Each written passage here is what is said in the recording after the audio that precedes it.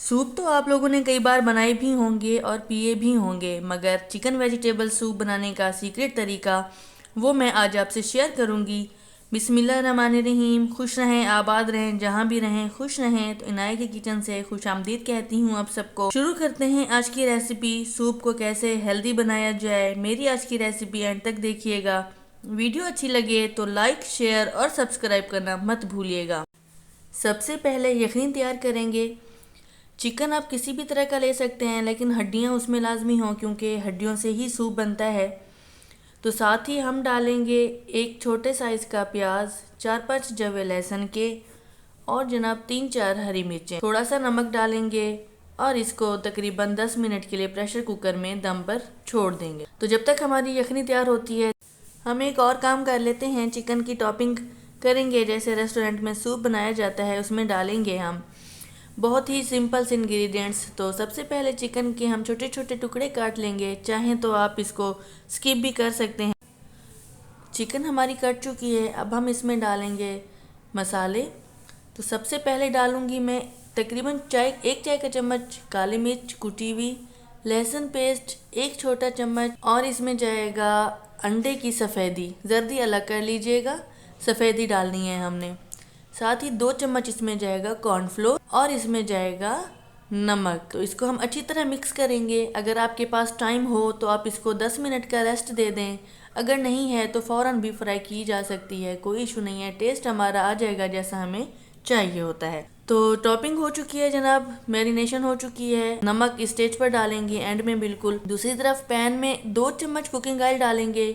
Oil को गर्म करना है और इसको चेक करना है कि एक पीस डाल के चेक कर लें कि ऑयल अच्छे से गर्म हो जाए, और जनाब इसमें बाकी का चिकन भी ऐड कर लें। अगर ये जुड़ भी जाएगा आपस में तो कोई बात नहीं, घबराने की बात नहीं है। तो ये फ़ौरन ही अलग अलग हो जाएगा।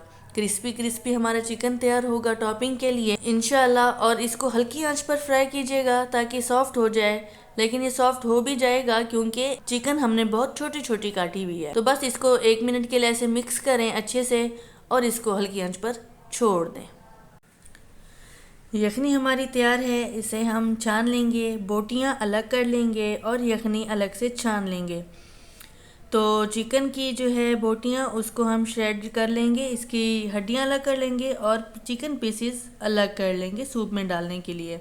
दूसरी तरफ हमारी चिकन देखिए ज़बरदस्त क्रिस्पी और ब्राउन हो चुकी है और बहुत ही ज़बरदस्त सॉफ्ट भी है, अंदर से एकदम पकी हुई है क्योंकि पीसेस हमने छोटे ही रखे थे।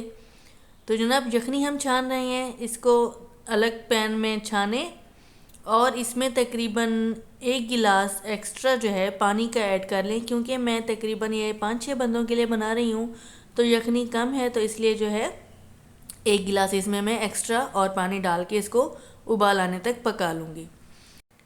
यखनी हमारी अच्छे से उबल चुकी है, अब इसमें डालेंगे हम बाकी की वेजिटेबल्स।